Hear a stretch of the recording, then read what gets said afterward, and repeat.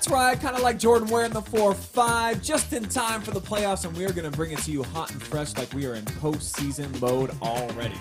I'm Brian Skronsky. You can see Hayden Gray over there, and then Travis Berardi is going to be joining us live over at Pete Henry Gymnasium. He's going to be checking in with the boy TY Tygers. He's got Joe Balogh with him as well. So me and Hayden are going to hold it down here at the world headquarters, and we got a loaded show, man. This is kind of like the media version of a baked potato with all the fixins on top. Everything that you want to know from the AFC Championship game yesterday. We'll break down our thoughts on that one, and then who we would rather have moving forward with the two quarterbacks that started in that game. The girls tournament draw, of course, was held yesterday too.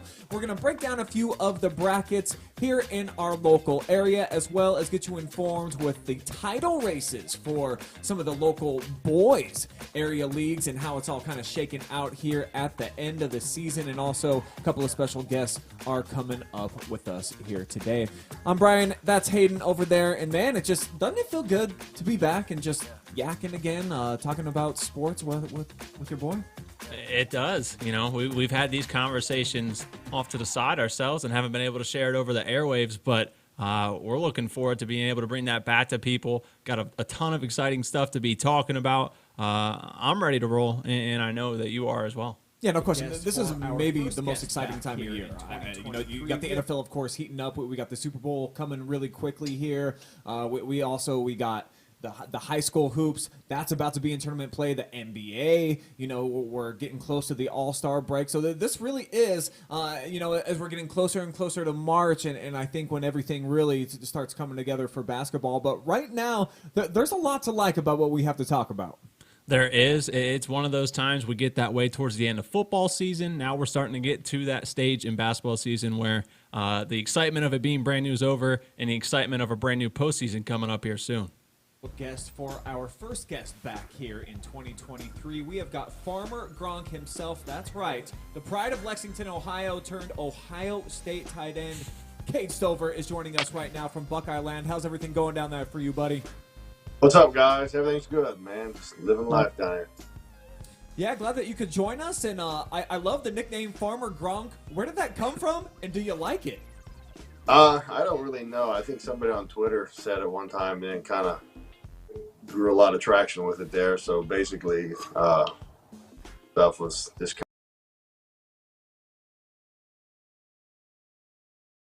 kind of roll from there. But it's all right. Works when it works out. All right, let's dive right into this last season for you guys. Obviously successful, one of 4 teams to get into the college football playoff, but obviously a tough way to lose the game to Georgia and then no Big Ten championship. So give me your thoughts on the season and how much success would you associate with it and what you guys accomplished? Yeah, I mean, it was a tough ending for us, but I mean, it still doesn't take away. I mean, 11 other games we played throughout that season. I mean, it's special. It's a special place to play and a special group of guys we had on that team last year. So, I mean, this is a bit bad as it hurt at the end of the season. Still, I mean, that's a successful, good season for us. Obviously, you're one of the toughest kids on the team, if not maybe the toughest dude out there. So for you to leave the ball game against Georgia, it had to take a lot. Give us some insight about the injury and about your recovery process and where you're at with all of that.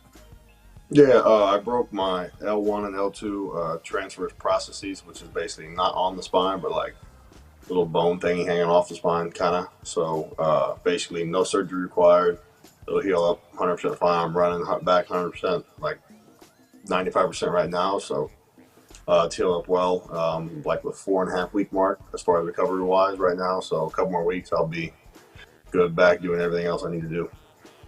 Yeah, Cade, and just having that kind of transition right into the offseason and what's going on. I know you said, down there working out already. I just kind of wondered, how does it impact you guys positively knowing some of the guys you do have back, like you, Tommy, Steele, the list goes on and on, Marvin. How does that impact the team in your preparation in the offseason, just going in with all those guys coming back? Oh, it's big. I mean, it's just nice. It's nice to have familiar faces there and not have just a completely new group of guys. I mean, we bring back a lot of the local leaders this year. So, I mean, we're super excited to see what this year brings. I mean, got a long way to go to make it special yet, but we got a long time to do it. Who would you say has kind of emerged as the front runner right now to be your starting quarterback coming up this next season? It's a good question. I couldn't tell you. They're both very, very good players. I mean, I feel comfortable with either of them in our hand. Take us through your off-season workouts right now. What does it look like to be an Ohio State football player during the off-season right now in the month of January? What are you guys getting into? We are lifting heavy weights right now. Lifting heavy weights, trying to run as fast as you can. I mean, off-season training never really changes. It's always lift heavy, try to run fast, and then just in the summer it goes lift a little bit less heavy and then run a little bit farther just to get in shape more. But right now we're basically focused on all the speed stuff we can and just explosive movements and power and just seeing how strong you can get.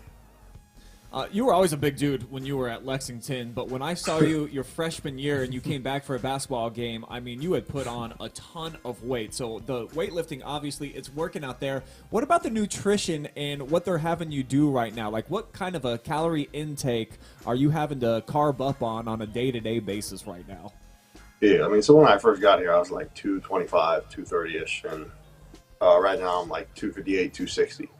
So basically, but like it was coming here was like a 225 of just bone. Basically, it wasn't much definition to you. I mean, they basically train. They'll make you whatever they want to make you. So they want you to be 300 pounds, they'll make you 300 pounds. Whether that's eating UDF milkshakes all the time or just eating steaks, everything else. Like whatever your diet plan, everybody's is different. For me, it's more or less. I mean, I have a little meal plan they put together, and I just take home meals with me every day that I eat that are designed specifically to what I need.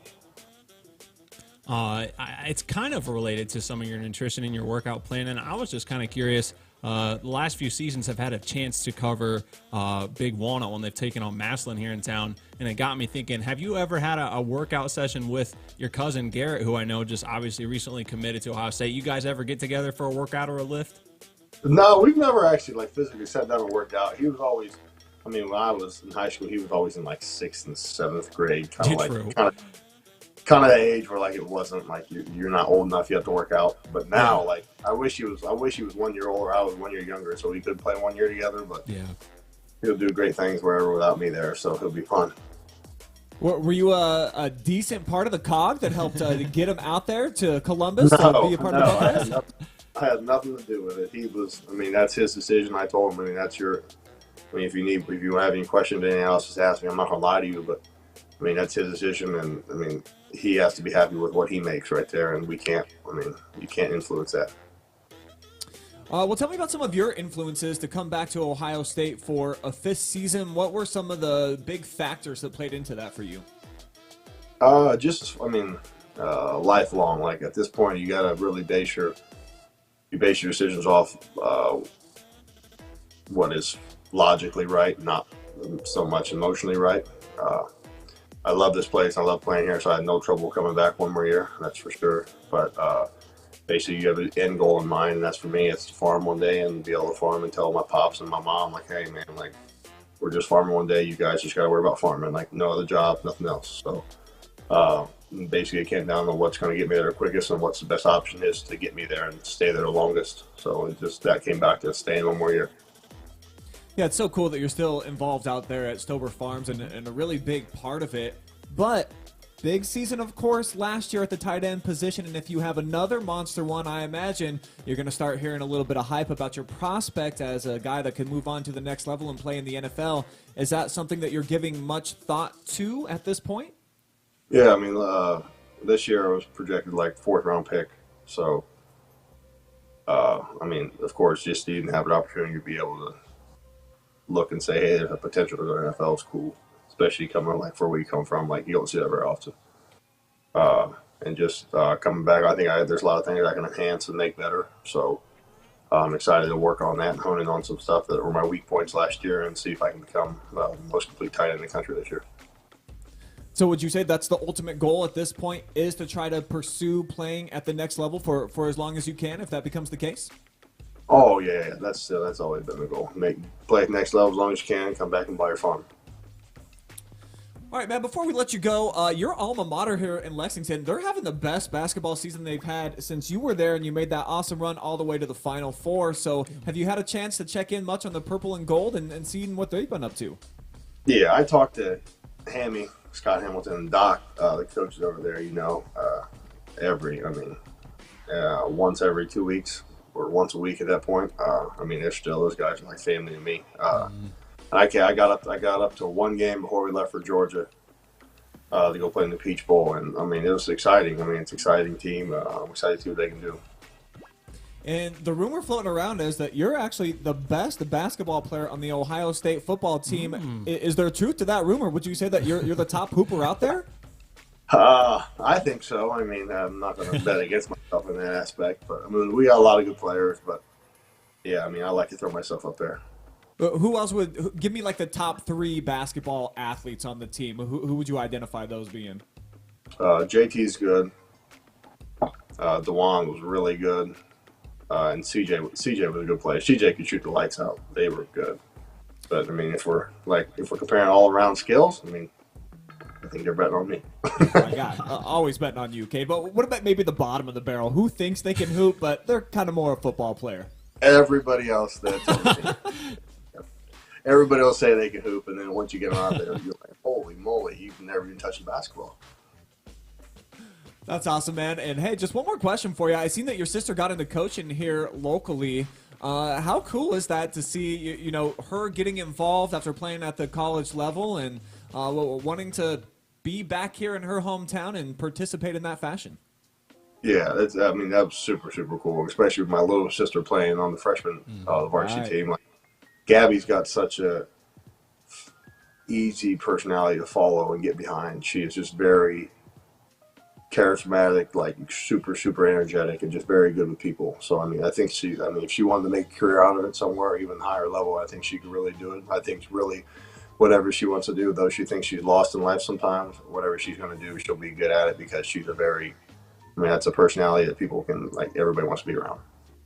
And I seen Baby Sis on the volleyball court, and I hear that she's kind of a 3-sport dynamo. Could she be the best athlete in the family, or are you trying to keep that top billing for now?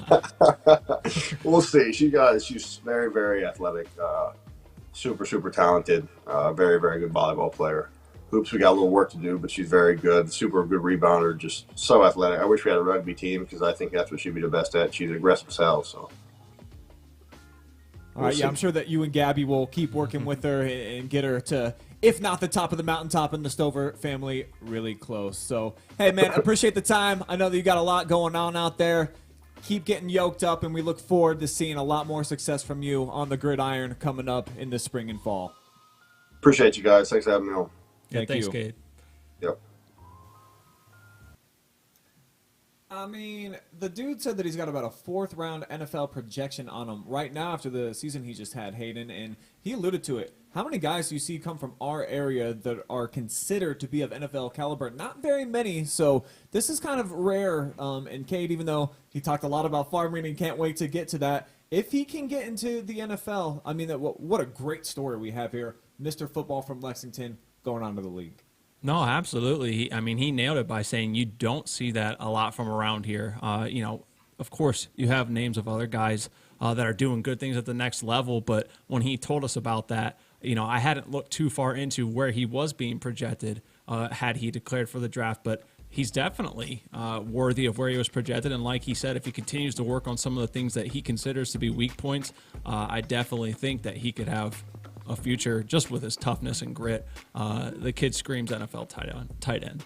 Yeah, and I think making obviously the perfect decision to come back to Ohio State. They're going to be loaded again, and what a difference maker he was. The fact that he went out early in that bowl game against Georgia, I think actually was kind of a mini turning point for them. At least they could have utilized him blocking and then catching a few big plays out of the backfield sometimes. Yeah, and I know before we came on, talked about just how nonchalantly he talks about that injury too, acting like, as if it was just a boo-boo that you put a Band-Aid on. Like, that just defines his toughness right there. Yeah, if that doesn't give you some insight into Farmer Gronk and what he's all about, like, man, you don't know what Cade Stover really is about.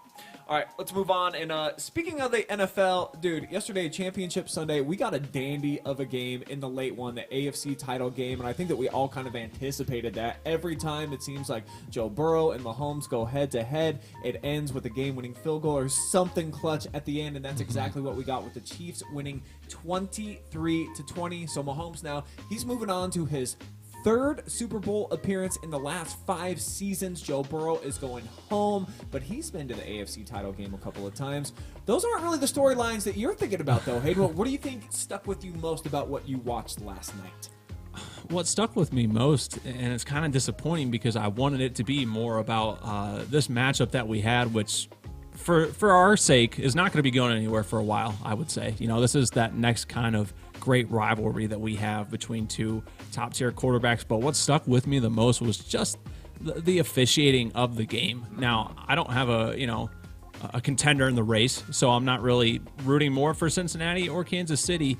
But I did commonly agree, and I think most people did, that it just felt very lopsided.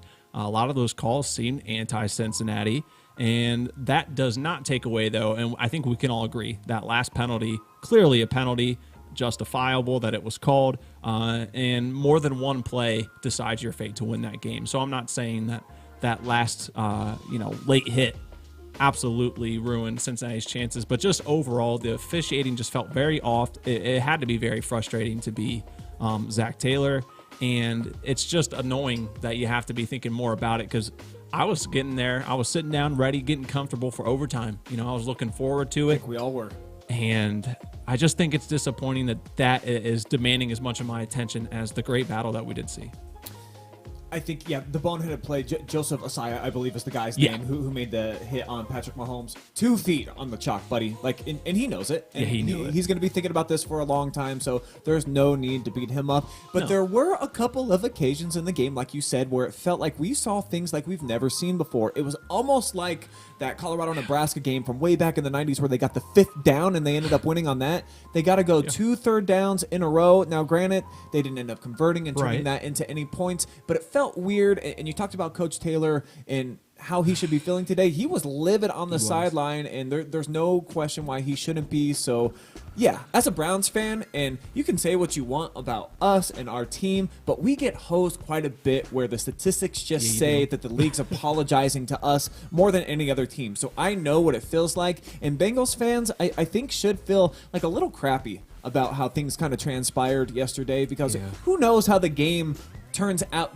different. You know, I mentioned that Mahomes didn't score on that drive, but maybe the whole complexion of the game turns on them making that stop and then getting it back right away.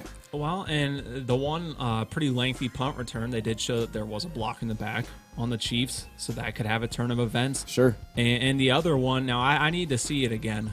It was early this morning, hadn't had my coffee yet, but I was watching First Take, and on that angle of a size late hit, there's what looks to be a hold on Kansas City. Okay. Which, could have potentially shifted that play too. So it's a lot of what ifs, and those are probably some of the worst feelings to have going into an offseason. So as a Steelers fan, which you are, and I'm a Browns fan, I saw so much back and forth on Twitter, and I thought that this was a great debate about as a fan of the league, did you find yourself kind of jumping on the Bengals bandwagon and wanted to root for them because you're an Ohio kid? Or are you on the complete opposite? Because this was my favorite part about a lot of the conversation on Twitter. I got a lot of Browns fans that I'm on there with. A lot of them really firmly in Burrow's corner and like, hey, we want the Ohio boy. And then the other side could not be more different. Oh, my God, how can you root for the Bengals? Chiefs, Burrowhead Stadium, nada. Where do you fall on that debate? It's difficult. When during season 1 of the podcast, though, I did kind of show some, not loyalties, but some liking for Mr. Joe Cool right there that Travis wouldn't let go of. So it's a good thing he's not sitting next to me today, because I'm going to reiterate it. I do think I kind of tend to not bandwagon, but to say if I had to choose, if I was about to be pushed off a cliff, who am I rooting for? The Bengals. I honestly was. I was pulling for them. Burrow has not given me a thing to not like about him yet. He's just, hey, Joe Cool is the perfect nickname for him, because who doesn't want to be Joe Burrow? Some of the things that comes out of his mouth when he ran off the field last week in the win over Buffalo after the first touchdown, and he said, I'm that dude, to his defensive guy, and he got asked about it later after the post-conference. He didn't remember. No. That's just him. That's what he does. He shows up with the shades and the leather jackets and all that, so he's a guy that there's a lot to like about. However, Patrick Mahomes, probably going to be the MVP of the league again this year, so you're like me, where we're not 100% sold like on our quarterback situation. If I'm going to give you the pick right now You can have Burrow for the rest of his career, or you can have Mahomes for the rest of his career. Who you taking? Who's the dude to run your franchise? Gosh, it's a great but terrible theoretical position to be in. I want to say, now I don't want to discredit Burrow because he's had a fewer amount of seasons to prove his worth, whereas Mahomes has been in the league for a little bit longer. And it's not that Joe even has an extreme larger amount of weapons to play with in Cincinnati. It pains me because I think he's really cool. I think I'm going to go with Patrick because of the play from him this season, because people thought, now you still have Kelsey, but people thought that losing Tyreek Hill would be a big downfall or in terms of his growth for Mahomes. But that dude's, proven this year that he can go out and ball with no matter who's on the field. Through a high ankle sprain, I can't imagine. I'd probably be crying on my couch, not playing in a championship game. But I think for right now, as of today, I would take Patrick Mahomes. As much as I think Joe Burrow's like the coolest guy in the league, I would absolutely take Patrick Mahomes. And I got some numbers for you. They're actually strikingly similar, but Mahomes are better if you look at it, and he's played some more games. So 5 straight AFC Championship games now for Patty, who, again, I think is going to be the MVP of the league this year. For his career, he's got a 105.7 quarterback rating. That's absurd. That might be the best all time. I have no idea. I've done no research on that. But he completes over 66% of his passes, over 300 yards per game on average, 192 touchdowns. Doesn't even have 50 picks yet for his career. So that's about a 4-to-1 ratio right there. That's absolutely absurd. And he's also ran it into the end zone 12 times for touchdowns. Joe Burrow's done that 10 times so far, so he's a little bit better in terms of running and finding the end zone. Over 100 rating for Joe, cool too. 68% of his passes. That is one mark that he's better, but only 280 yards per game and 82 touchdowns, 30 picks. So he will give the ball back over to the opposite team a little bit more than Mahomes does, which is why I like Patrick. And just the arm angles that he throws at. And I can't think of another quarterback outside of Matthew Stafford who's not nearly on Mahomes' level. I'm not really comparing them, but where they'll shift just a little bit. That way they can get the angle around opposing linebackers and then secondary guys who think that they have the upper hand on them. Patrick Mahomes finds a way. And have you ever seen another quarterback do a no-look pass, or is he the only one ever? I feel like there may have been some clips of people trying to think that it had been replicated, but his is definitely the smoothest that we've seen. It's remarkable, and like you said, just the way he improvises. Yeah, second to none. So I think Patrick Mahomes is a safe pick here. But can you go wrong with either? I'm pretty pumped if I can get either of these dudes leading the ship for me. But again, I'm a Browns fan. Dude, we'll take just about anybody in there. We'll be an upgrade from what we've seen so far. Let's go ahead. Let's take a quick peek and see what Travis Berardi's got going on over there at TY Tigers practice. He is in just off of 4th Street here in Mansfield, and we will be hearing from Travis as well as Joe Balogh is out there on the case with him. So just checking in to see what the Tigers are up to. Hopefully we can hear from Travis pretty soon, get some interviews. I think Coach Sykes is probably going to join us, do a sit down with Joe, and then maybe we can get a couple of other players. So let's go ahead and move on, and let's talk about some of the area conference boys basketball races that we got going on right now, Hayden. And for you, I kind of gave you the MOAC to take a nice, deep, dark look at and decide, what is going to happen here when this all plays out. So it's kind of a 3-pony race at this point. What does the rest of the season look like for the top 3 teams, and who are they? Yeah, so we'll start at number 3, and you got the Harding Presidents. They're 12-2, 8-2 in the conference. They kind of have a topsy-turvy rest of the season. They'll have to take on River Valley this week, but then they have some patches that would be considered winnable games based off who they've played this year.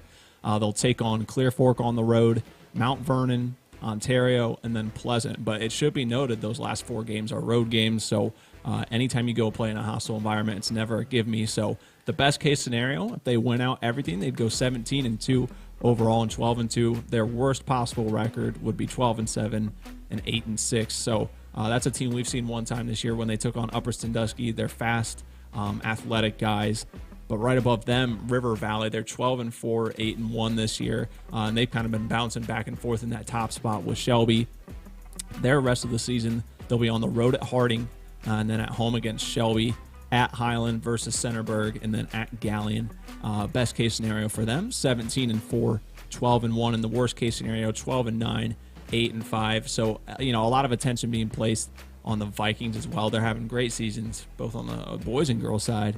And then right now at the top, Shelby, they're 14-2, 9-1, so just that one conference loss. They'll take on Highland at home, and then they'll be on the road against River Valley. That'll be their biggest test that they have the rest of the year in terms of the conference. They'll play at home against Clear Fork, and then they'll go on the road to take on Upper Sandusky, and that big one then, too, towards the end of the season at home against Lexington. Yeah. That's one everyone will have circled on their calendars, and it's kind of, I've talked to Alex Bruscotter a little bit. Not that you want to lose that game, but that's going to teach both teams a lot. That's going to be a helper. Seeding will already be decided before they play this game. Sure. So it takes a little bit of the weight off your shoulders. I mean, while that would help as a strength of schedule, I think it'll be a good tune-up for the tournament. And then they finish their season at Ontario. So the best case scenario for Shelby would be if they win their remaining games, they'd be 20-2, 13-1. Worst case scenario, if they were to lose everything, would be 14-8, 9-5. So being a Shelby grad, I'm not sure. I mean, you have to go back probably a little while to when you had a 20-2 season. Dude, and they're looking for their 4th straight conference championship. That's such an unbelievable accomplishment when you look at them moving and becoming one of the newer teams in the MOAC from just a few seasons ago. And the only loss right now in league play to Harding, and you look at they got River Valley coming up. That one definitely use circle on the calendar. And I love that they're playing Lexington at the end of the year because, like you said, it has no impact on the seeding in the tournament, which they could eventually go head-to-head, of course, in that district. And then it doesn't have any impact on the league race as well. So Ontario, that's a team that has kind of played themselves out after a hot start. So it's going to be really fun to see how it all shakes out. But I do love that the Warriors are a part of Shelby's journey towards the end as well as Harding's. So they could play spoiler if they get hot at the right time, and they've been playing some excellent basketball here down the stretch. Definitely looking forward to seeing who comes out on top in that MOAC, with Shelby right now on top, tied with River Valley. Well, and it should be noted real quick, too, Ontario could really try and spoil some seasons. They take on some big opponents. They'll play Crestview, Colonel Crawford, and Shelby, and Harding. So, I mean, they could really try and disrupt some things. It's definitely a resume builder for them and get you prepared for the tournament. So Coach Mergel, Jeff Fisher over there, they knew what they were doing in terms of scheduling for the end of the year. Like I said, they got off to the great start. I think they were like 5 or 6-0, got a little bit rocky. Now they're starting to turn the page. I believe they've won like 3 out of their last 4. So the Warriors could be a team to reckon with towards the end of the year. I want to talk now about the N10 and how fun this is going to be at the end of the season, because Cary, boy, they put themselves firmly in the driver's seat with a big win over Colonel Crawford, a low-scoring game on Saturday that me and Coach Balogh had an opportunity to call. And that's a team that preseason, I don't think a lot of folks were really picking them. They graduated so many great athletes. Got to talk to one of them, Jordan Vallejo, at halftime of the game, and he's still as big as ever and as charismatic. So Winnebago. Yeah, that was really cool to see him. But the guys that they have right now, it's mostly juniors that are leading the ship for them, with Braden Young kind of the captain of that thing. Hit a bunch of clutch free throws down the stretch, so they're in first place all by themselves. And they've got the bottom feeders of the league coming up next on the schedule.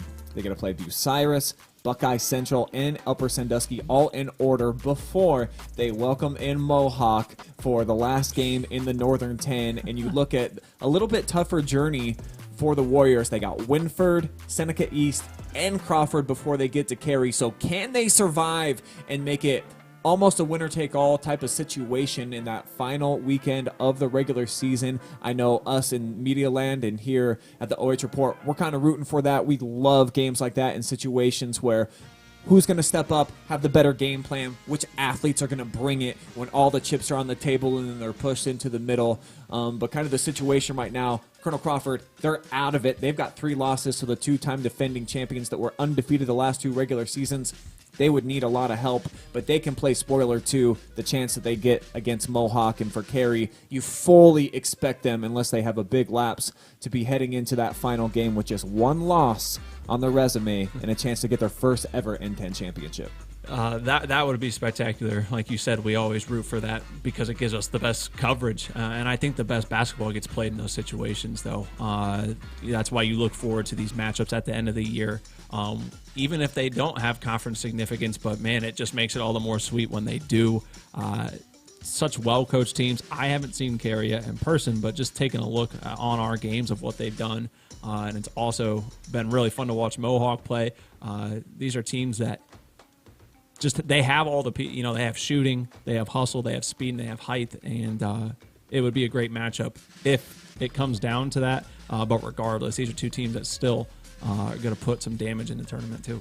Yeah, no question about it. Regardless of what the records are, that last game of the regular season, that's going to be a super fun game to watch because the one loss right now, of course, on Carey's resume came to the Warriors.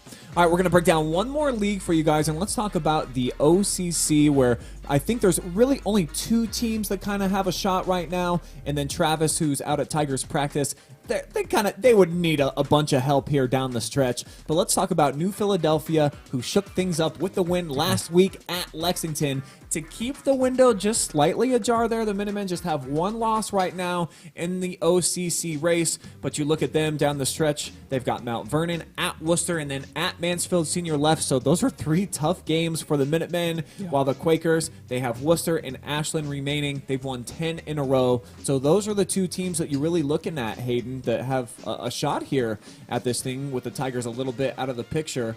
Would you say that this is kind of the purple and golds to lose at this point? I would definitely agree that it's theirs to lose. That being said, it's losable.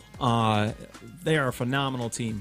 Well-coached, athletic. They've got all the pieces, but the pictures you're seeing here in that game against New Philly that I was at, they were very beatable that night. New Philadelphia comes out and plays with a lot of heart, a lot of speed, and a lot of confidence, and I think that's what teams have realized, that when you play Lexington, they're the ones with more to lose because they've been given more of the hype, the build-up, and attention, which they deserve. So teams are going to go out there and give Lexington their best shot anytime they play them. So it's definitely possible that they could lose it.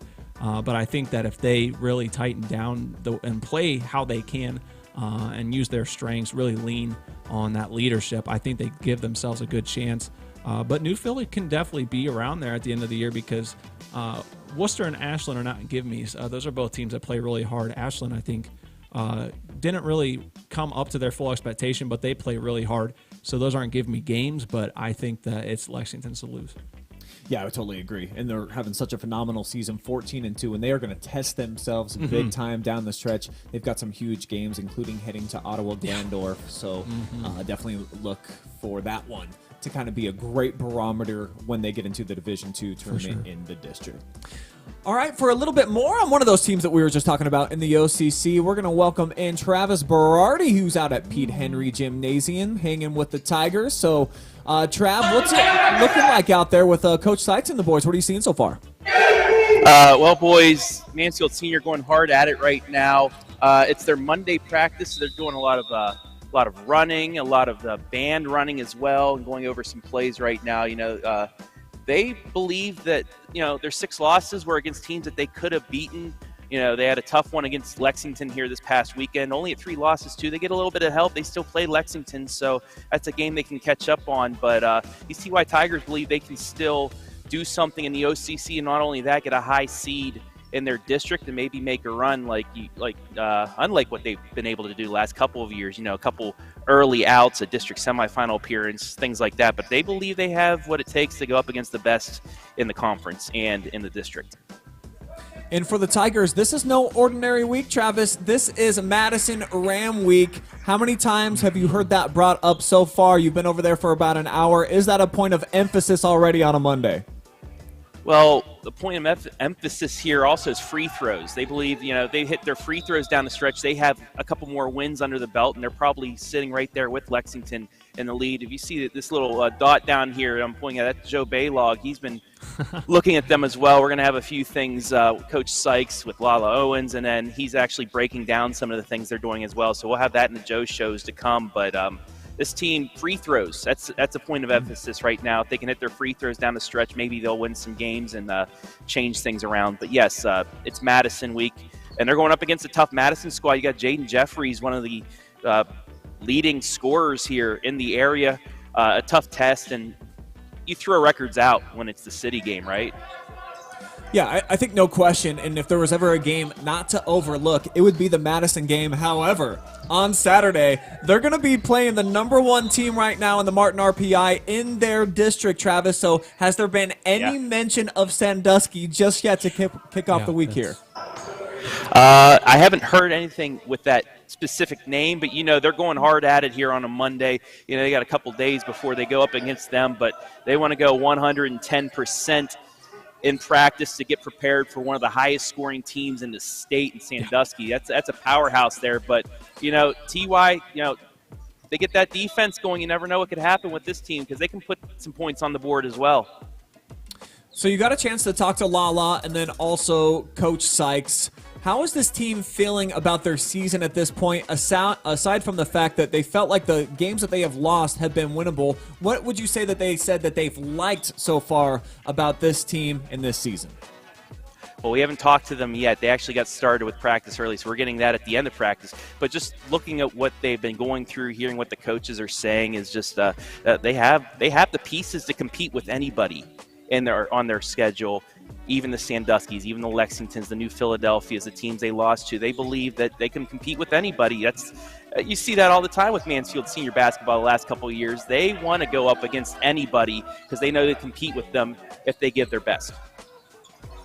And speaking of the best, that dot behind you, Joe Balogh, how great is it to sit and just kind of dissect a practice with him, somebody else's practice, and he's been having so much fun, I think, seeing what other guys around the area do in their flow there as they're getting ready for their upcoming games.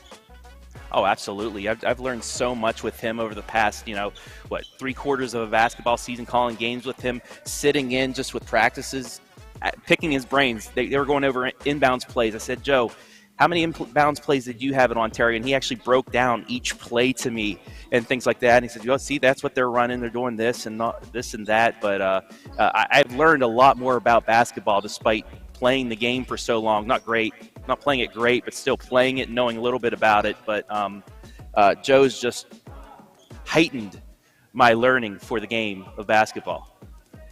All right, let's go ahead and flip the script now, Trav, because this is your time of year. That's right, Travis Berardi Lenardi has been on the case with the girls' tournament draw going down yesterday. Give us some insight first about what brackets you have been taking a look at, where you want to start, where do you want to kind of break down here with us? Well, how about we start with Division II? We'll work our way up, D2, D3, D4, but the Division II bracket with the likes of Shelby and the Lady Tygers here of Mansfield Senior, teams like that. Shelby, the 4 seed, the top seed though, Norwalk.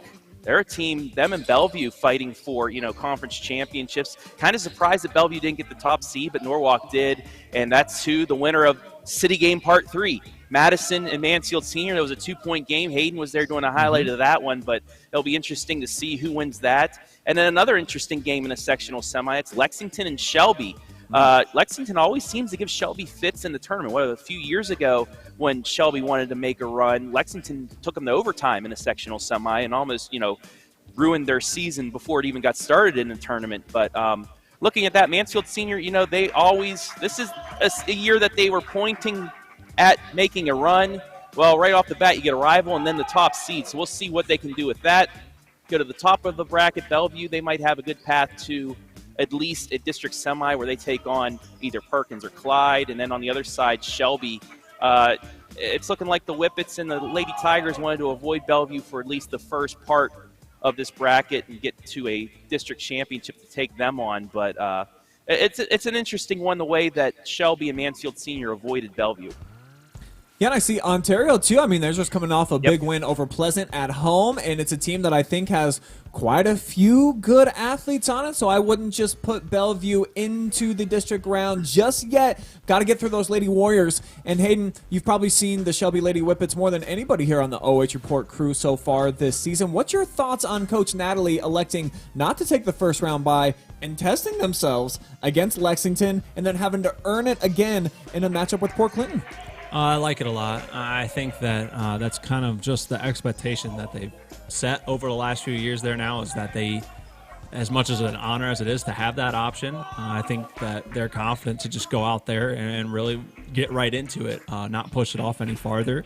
And I think that this end of the season is really testing them as well, which is why it excites me what they might be able to do. I mean, you're talking about wins over 3 of the best girls teams in the area if they can pull it off tomorrow night as well. They've taken down Buckeye Central. Yeah. They beat River Valley. They came back down from 8 with a minute to go on Saturday, and then they'll take on Upper Sandusky tomorrow, who played Buckeye Central incredibly hard. So the end of their season is really prepping them for the tournament, so that's exciting. I like that decision. All right, Trav, let's move on. What's another bracket that you've got your eye on that you feel like we've got a lot of girls in the area are going to be competing, and we should have some really fun matchups?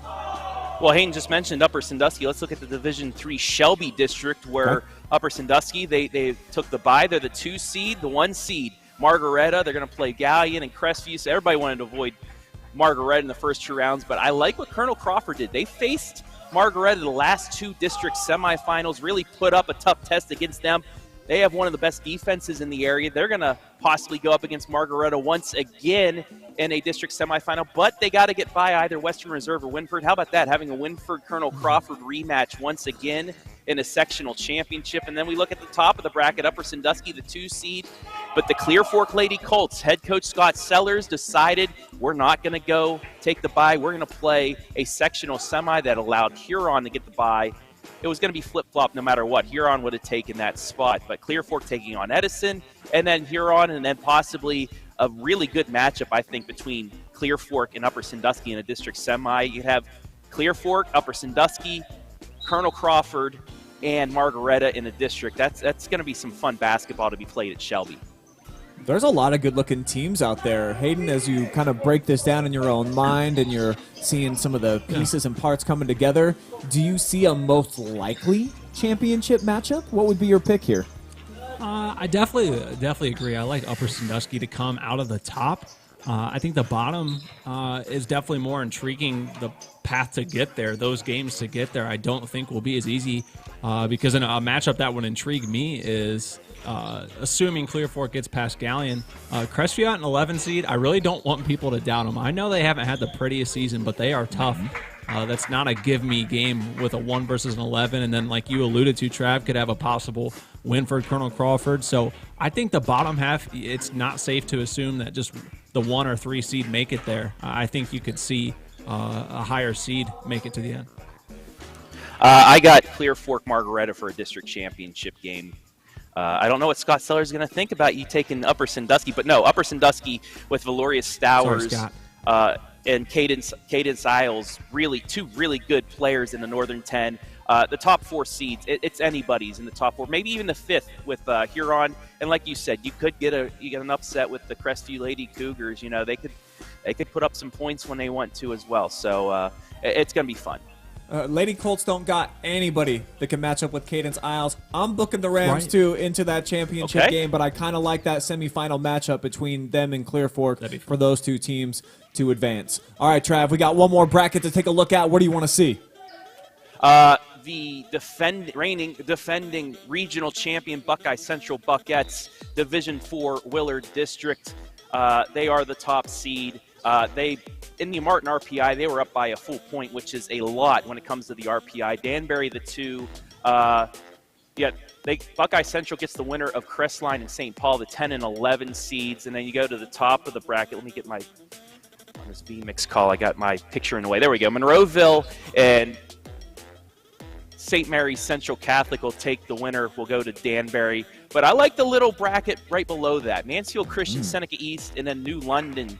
One of those 3 teams, that'd be a great second-round matchup to determine who goes to the district semifinal. And then below, you got Lucas Plymouth, a decent 6-7 matchup to see who plays South Central.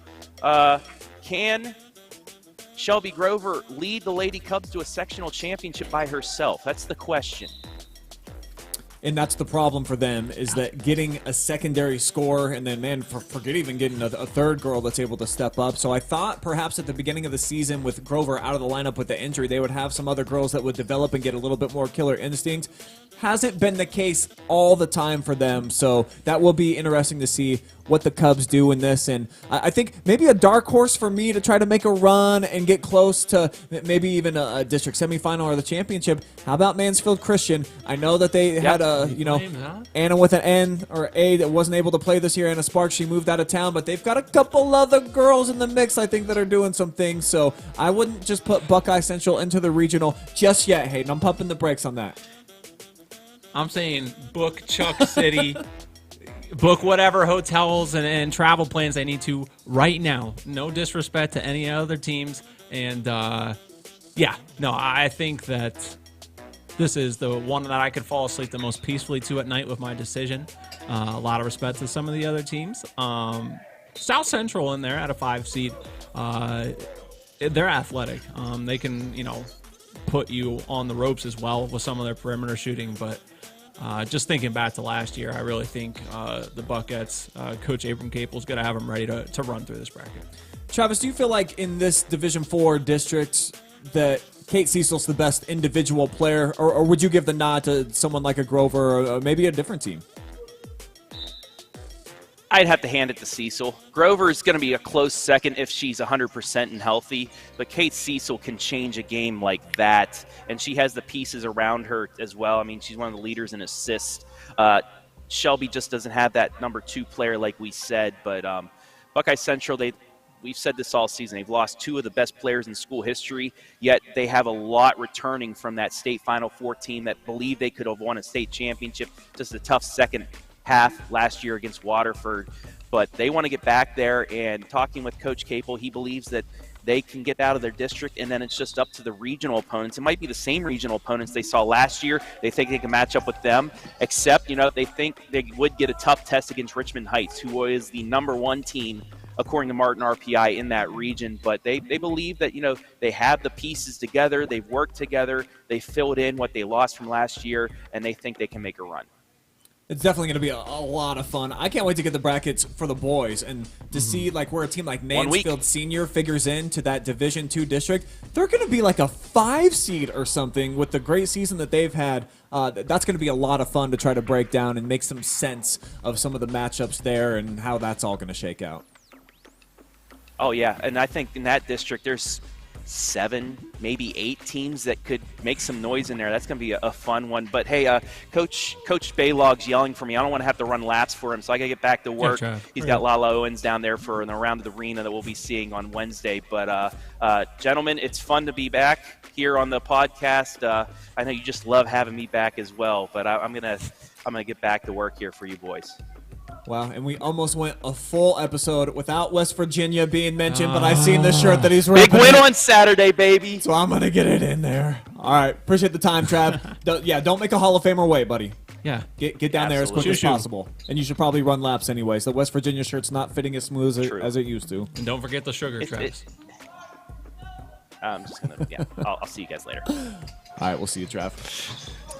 Man, yeah, the girls' brackets, those are a few fun ones that we have right there. I think all 3 that they broke down. There's some interesting, intriguing games and matchups, but you're probably right. The Buckheads, if I had to have a confidence meter in any one team to probably advance to regionals, it might be them, huh?